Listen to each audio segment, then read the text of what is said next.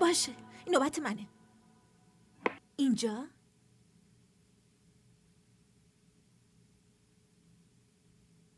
اینو حرکت بدم ها؟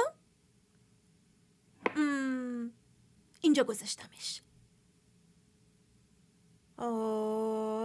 حمزه، ملکتو از دست دادی.